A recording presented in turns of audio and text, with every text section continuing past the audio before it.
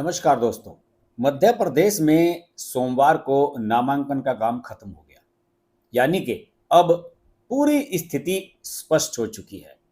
सारे प्रत्याशियों ने नामांकन भर दिए हैं। जांच वगैरह का, नाम वापसी का सिलसिला चलता रहेगा, लेकिन अब लगभग मोटा मोटा सभी सीटों पर समीकरण स्पष्ट नजर आने लगे हैं। सभी सीटों पर माहौल नजर आने लगा है और साथ ही साथ कुछ ऐसी चीजें भी पता लगने लगी हैं जो आने वाले समय में मध्य प्रदेश की राजनीति, यहाँ के चुनाव के नतीजों को इफेक्टेड करने वाली है। देखिए, दोनों ही पार्टियों में, कांग्रेस में भी और बीजेपी में भी, दोनों ही पार्टियों में जो बागी हैं, असंतुष्ट हैं, इनका सिलसिला चला है। लंबे समय से दोनों ही पार्टियों में जद्दोजहद चल रही है, नाराजगी चल रही है। जिन लोगों के टिकट नहीं हुए हैं वो नाराज हैं। कुछ ने तो ऐलान कर दिया कि साहब हम निर्दलीय लड़ेंगे, कुछ ने कह दिया कि हम ये करेंगे, कुछ ने धरना प्रदर्शन किया, कुछ ने हंगामा किया। इवन जो पार्टी के राष्ट्रीय पदाधिकारी हैं वो अगर पहुंचे तो दफ्तर पर उनके सामने हंगामा भी हुआ है। जबलपुर में ऐसा काफी बड़ा हंगामा हुआ जब भूपेंद्र यादव वहां पहुंचे थे। वहां पर उनके गनमैन से हाथापाई तक की गई। लेकिन इन सब चीजों के बीच दो चीजें बड़ी स्पष्ट हो गई हैं कि कांग्रेस को अपने प्रत्याशियों की और अपने मतदाताओं की तो परवाह है नहीं। दूसरी ओर भारतीय जनता पार्टी इस चीज को बड़ी सीरियसली ले रही है। खासतौर से गृह मंत्री अमित शाह पिछले 3 दिन से मध्य प्रदेश में थे। मध्य प्रदेश में उन्होंने सभी लोगों से मुलाकात की। इन 3 दिनों के दौरान उन्होंने केवल 2 चुनावी रैलियों को संबोधित किया, एक छिंदवाड़ा क्षेत्र में, दूसरी उज्जैन में। इस 3 दिन के पीरियड में उन्होंने, यानी कि रविवार, सोमवार, मंगलवार, तीनों दिन उन्होंने खास तौर से जो असंतुष्ट हैं, लग रहा है कि जो पार्टी से नाराज हैं या टिकट ना मिलने से नाराज हैं, टिकट कटने से नाराज हैं, उन लोगों को उन्होंने संतुष्ट किया। और ये केवल बीजेपी में ही होता है, कांग्रेस में नहीं होता। कांग्रेस में आप चले जाइए, दिल्ली तक दौड़ जाइए, कोई आपकी सुनवाई नहीं है। लेकिन भारतीय जनता पार्टी ने इस मामले को सीरियसली लिया है। भाजपा जानती है कि जो असंतुष्ट हैं उनकी नाराजगी किस तरीके से चुनाव के नतीजों को प्रभावित कर सकती है। पिछली बार बहुत कम अंतर से यहां कांग्रेस सरकार बनाने में सफल रही थी, लेकिन इस बार अमित शाह कम से कम उस वाले घटनाक्रम को रिपीट नहीं होने देना चाहते। देखिए, पार्टी संगठन के लोगों से मेरी बात हो रही थी भोपाल में।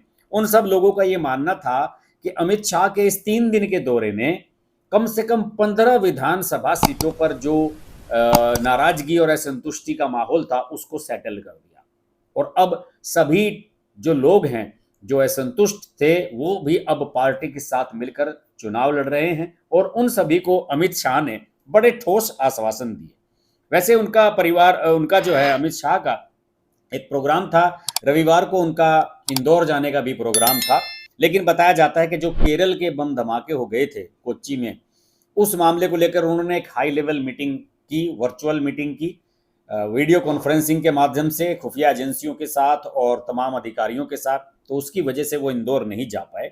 लेकिन अलबत्ता उन्होंने जबलपुर, भोपाल, ग्वालियर, यहाँ पर सब बैठकें की और ज़्यादातर समय उन्होंने पार्टी संगठन के जो कार्यकर्ता हैं उनके साथ गुजारा और साथ ही साथ जो असंतुष्ट लोग हैं उन सब से 1-to-1 मुलाकात की। ये बात अमित शाह की अद्भुत है और इसका बीजेपी को फायदा मिलने जा रहा है। इन बैठकों में उनके साथ मुख्यमंत्री शिवराज सिंह चौहान, रेल मंत्री अश्विनी वैष्णव, भूपेंद्र यादव, प्रदेश अध्यक्ष वी.डी. शर्मा, ये सभी लोग मौजूद रहे। इसके अलावा अमित शाह ने इन सब के साथ जो क्षेत्रीय प्रभारी हैं, जिला अध्यक्ष हैं, महासचिव हैं, उन सब की भी बैठक की। कुछ प्रत्याशियों से भी मिले, कुछ नाराज लोगों से भी मिले, विधानसभा क्षेत्रों की समीक्षा की और जिनकी नाराजगी से पार्टी को नुकसान हो सकता था उनसे 1-to-1 बैठ के साफ बात की और उन्हें आश्वस्त भी किया।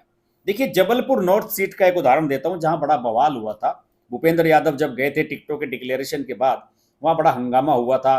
कुछ असंतुष्टों ने उनके जो गनमैन थे उनके साथ हाथापाई तक कर दी थी। इवन वहां के जो जिला अध्यक्ष थे प्रभात साहू, उन्होंने तो इस्तीफा दे दिया था। उन्होंने कहा था कि इतना हंगामा करने वालों के खिलाफ सख्त से सख्त एक्शन लिया जाना चाहिए। लेकिन अमित शाह ने इस मामले को दूसरे तरीके से हैंडल किया। जबलपुर की नॉर्थ की सीट है, पिछली बार भी यहाँ बहुत रायता फैला था। यहाँ पर 2018 में धीरज पटेरिया यहाँ पर प्रभावशाली नेता हैं, वो टिकट मांग रहे थे, उन्हें टिकट नहीं मिला तो निर्दलीय लड़ गए। बीजेपी ने पूर्व मंत्री शरद जैन को टिकट दिया था और धीरज पटेरिया ने यहां पर 29,479 वोट लिए थे और शरद जैन को 49,467 वोट मिले थे। और आप जानते हैं कि बीजेपी के इस झगड़े में कांग्रेस के प्रत्याशी विनय कुमार सक्सेना 578 वोट से जीत गए थे। ऐसा केवल यहां नहीं हुआ था, कई जगह पर इस तरह का हुआ था। इस बार अभिषेक पांडे को टिकट दिया है यहां से बीजेपी ने, और पटेरिया फिर टिकट मांग रहे थे, उन्होंने नाराजगी जताई थी, उन्होंने ऐलान कर दिया था कि मैं निर्दलीय लड़ूंगा। लेकिन अमित शाह ने उनको बुलाया, समझाया, आश्वस्त किया।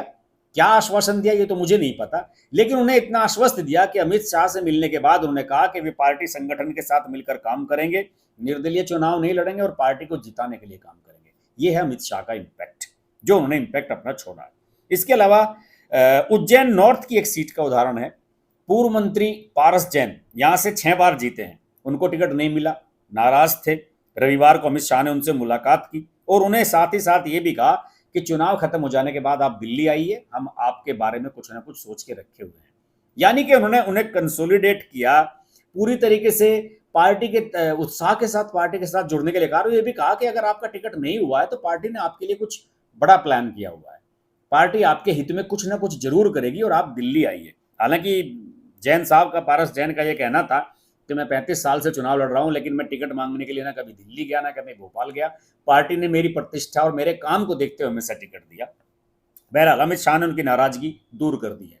इसी तरीके से धार सीट से रंजना बघेल को टिकट नहीं दिया था, उन्हें भी अमित शाह ने आश्वासन दिया है। इसके अलावा वी डी शर्मा, शिवराज सिंह चौहान, इन सब लोगों ने टेलीफोन कर नाराज लोगों से बातचीत की है और उन्हें समझाने का प्रयास किया है।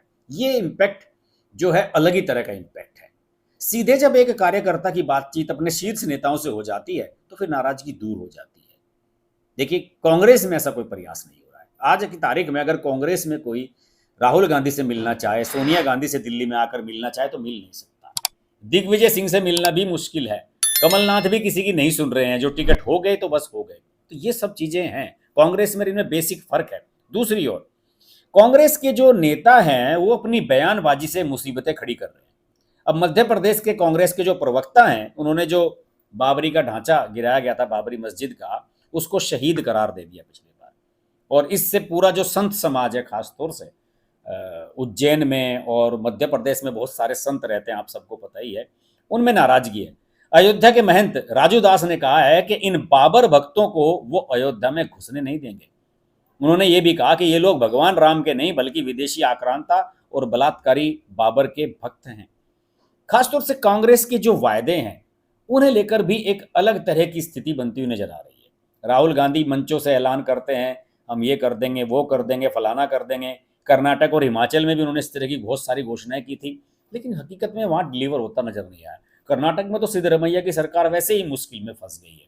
इस बात पर यहाँ की जनता में भी कांग्रेस पर ज्यादा भरोसा नजर नहीं आ रहा है। जबकि इसके उलट लाडली बहन योजना और बहुत सारी कल्याणकारी योजनाएं जो शिवराज सिंह चौहान ने शुरू की हैं, उनका इम्पैक्ट सामने है। शिवराज सिंह चौहान ने तो कल नामांकन भी किया और उन्होंने ये भी कहा कि मेरा टारगेट ये है कि अगले 5 साल में जितनी भी बहनें हैं उन सब बहनों को मैं लखपति बना दूंगा। ये शिवराज सिंह चौहान ने खुद अपने मुंह से आश्वासन दिया है। दूसरी ओर शिवराज सिंह चौहान ने जो काम किया है, चाहे वो इंफ्रास्ट्रक्चर का मामला हो, शिक्षा हो, स्वास्थ्य हो, लॉ एंड ऑर्डर हो, किसानों की स्थिति हो, जनजातीय विकास हो, ग्रामीण विकास हो, इन सभी क्षेत्रों में कंपैरेटिवली बहुत बढ़िया काम किया है। और कमलनाथ की जो सरकार आई थी 18-19 महीने की, उस सरकार को देखने के बाद तो लोगों को इस बात का पूरा पूरा यकीन हो गया कि साहब ये जो है अपने समय में 15 महीने में ही जब कुछ नहीं कर पाए, 5 साल में इन्हें लाने का कोई मतलब है नहीं।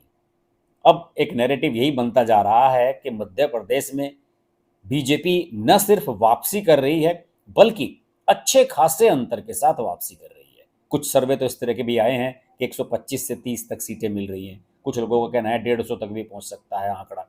बहुत तरह तरह की बातें हो रही हैं, लेकिन इतना तय नजर आ रहा है कि भारतीय जनता पार्टी जो तथाकथित रूप से यहाँ एंटी इनकम्बेंसी की बातें कही जा रही थी, बहुत सारी बातें इस तरह की कही जा रही थी, उन सब को पछाड़ते हुए अब मैदान में सक्रिय नजर आ रही है। और साथ ही साथ पार्टी अपने वोटर्स को, उनकी समस्याओं को और उनकी जो थर्स्ट है उसको फोकस करती हुई नजर आ रही है। और अमित शाह जी की जो ये मीटिंग रही वहाँ पर 3 दिनों की, इसमें तो बताया जाता है कि बहुत कुछ चीज़ों को सुधार दिया है। जो कम्युनिकेशन है, पार्टी के प्रचार में बहुत सारी चीज़ें थी, उन सबको बल मिला है। कांग्रेस में इस तरह के प्रयास होते हुए नजर नहीं आ रहे हैं। और दूसरे, दिग्विजय सिंह और कमलनाथ के बीच में जो अंदरूनी रस्साकसी है, उससे कांग्रेस की समस्या जो है वो लगातार बनी हुई है, उससे उसे निजात मिलती हुई नजर नहीं आ रही है। ऐसे में कांग्रेस किस तरीके से यहाँ सत्ता में आ सकती है, ये कोई सब बताने के लिए तैयार नहीं है। किसी की समझ में नहीं आ रहा है कि किस आधार पर कांग्रेस यहाँ मतदाताओं को अपनी तरफ